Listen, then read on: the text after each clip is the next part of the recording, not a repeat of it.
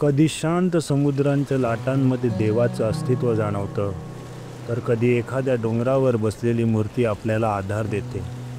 आणि अशाच एका जागेची गोष्ट घेऊन आलो आहे, जिथे समुद्राच्या साक्षीने हजारो भाविकांचा विश्वास दरवर्षी वाढत जातो.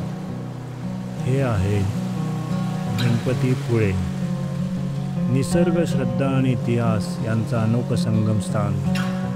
चला तर मग या अद्वितीय प्रवासाला सुरुवात करूया माझ्यासोबत या व्लॉगमध्ये.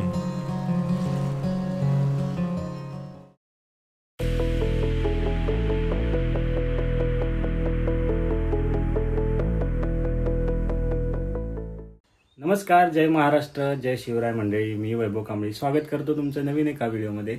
आणि आज आपण निघालेलो आहोत आपल्या गावाला, कोकणात. माझं गाव म्हणजे रत्नागिरी आणि हिचं गाव म्हणजे सावंतवाडी. सकाळचे 6 वाजलेत आणि आमची वसईवरनं 8:15 वाजताची ट्रेन आहे. ती पकडून आम्ही जाणार आहोत रत्नागिरीला. हिच्या गावी, माझ्या गावी, दोन्हीकडे जाणार आहोत आपण. आणि गणपतीपुळे, विजयदुर्ग, सिंधुदुर्ग वगैरे करण्याचा विचार आहे.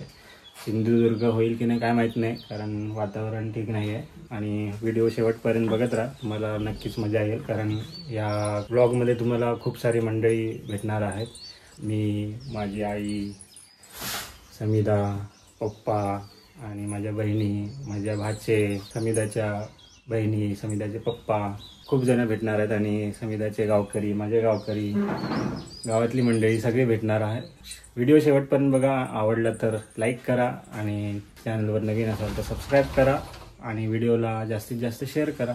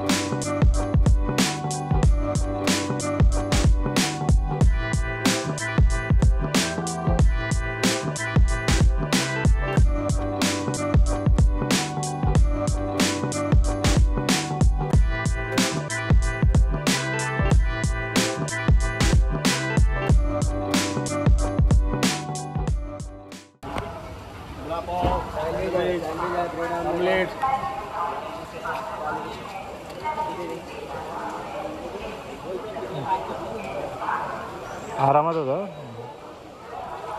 मंडळी. जसा अंदाज होता, आम्ही बरोबर 4:15 वाजले आणि 4:15 वाजता आम्ही रत्नागिरी स्टेशनला येऊन पोहोचलेलो आहोत. मी आता बस डेपोमध्ये जाऊन बस पकडण्याचा प्रयत्न करू किंवा डायरेक्ट गाडी करून. ताईची वाट बघतोय, कारण ताई सोलापूरवरनं बसमधून येते, तर तिला यायला साधारण अजून 1 तास लागू शकतो. तर एकदा का ताई आली की मग इथून कसं गणपतीपुळ्याला जायचं ते आम्ही बघू. भेटू आपण गणपतीपुळ्याला. तर मंडळी, लास्ट टाइम आम्ही जेव्हा आलेलो, जवळजवळ 1-1.5 वर्षापूर्वी आम्ही रत्नागिरी स्टेशनला आलेलो, तेव्हा इकडचा नजारा वेगळा होता. पण आता कम्प्लिटली चेंज झालेलं आहे रत्नागिरी स्टेशन. एकदम असं अत्याधुनिक पद्धतीचं असं बनवलेलं आहे.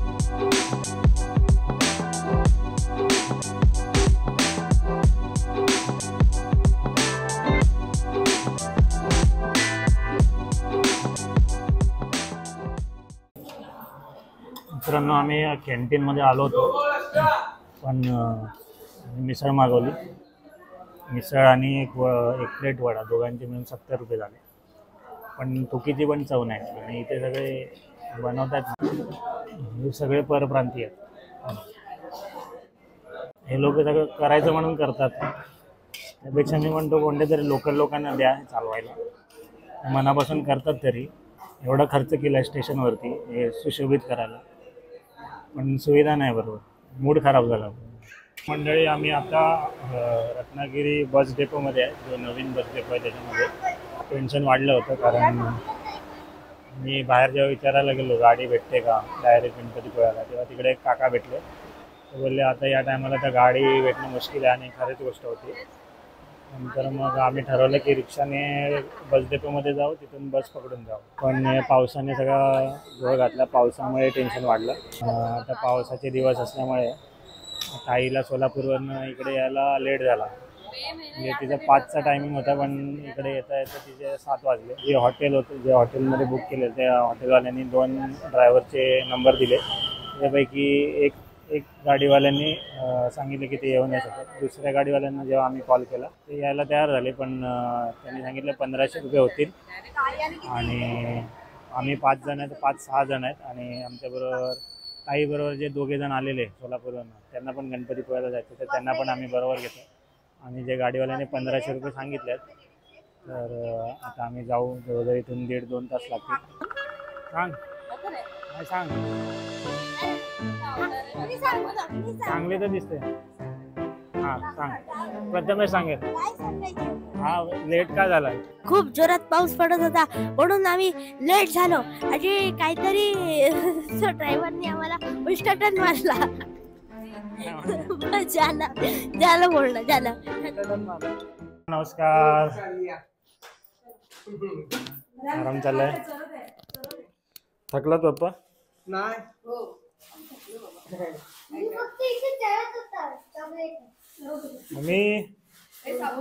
मंडळी फायनली आम्ही आलेलो आहोत हॉटेलमध्ये. बापट निवास होमस्टे असं या हॉटेलचं नाव आहे. आणि अशा प्रकारचे रूम आहे. आणि आमच्या मेवण्या तुम्ही बऱ्याच व्हिडिओमध्ये बघितलं असेल, यांना जास्त बघितलं नसेल. बाबा येतात, आता बाबांची ओळख करतो. बाबा म्हणजे समिधाचे बाबा. बाबा आलेले आहेत, समिधाचे बाबा. नमस्कार करा. नमस्कार. तुम्ही युट्यूबला येणार बाबा.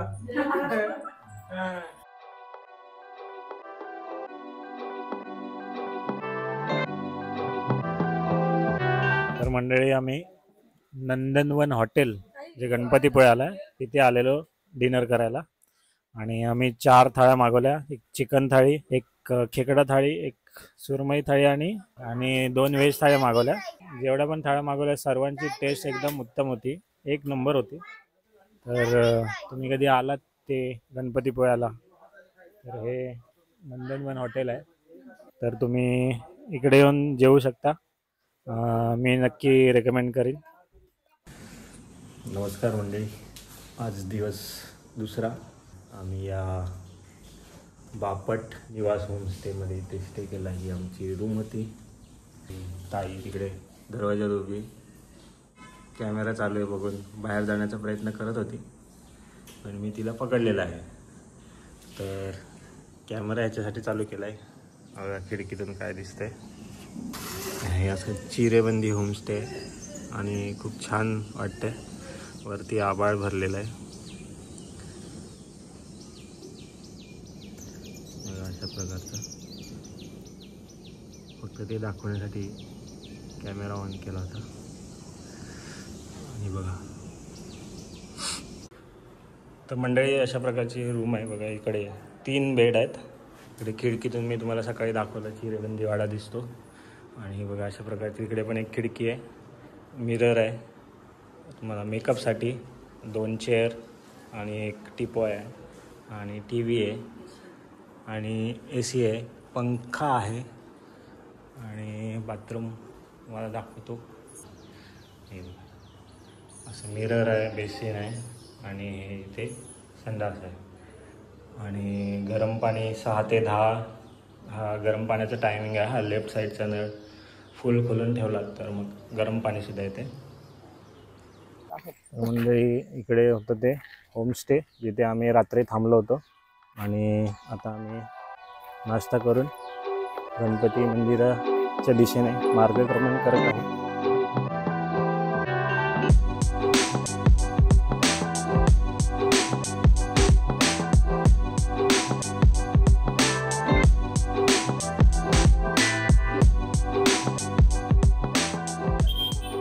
मंडळी आम्ही आता येऊन पोचलेलो आहोत गणपतीपुळ्याला. मागे गेट आहे.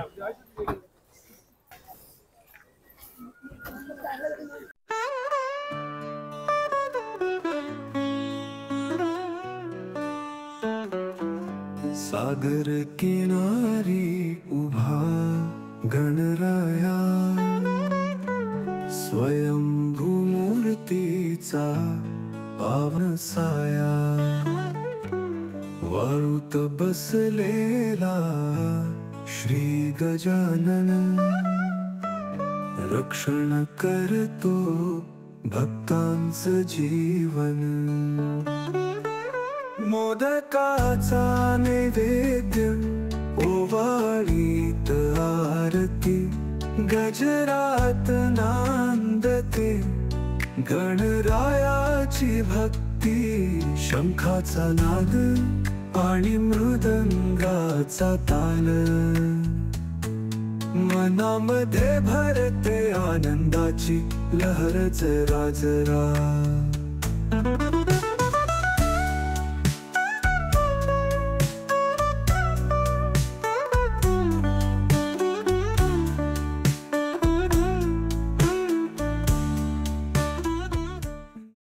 मंडळी आता दर्शन घेऊन झालंय आणि चांगल्या पद्धतीने दर्शन झालं, जास्त गर्दी नव्हती. आम्हाला 5 मिनिटं लागली असतील दर्शनाला.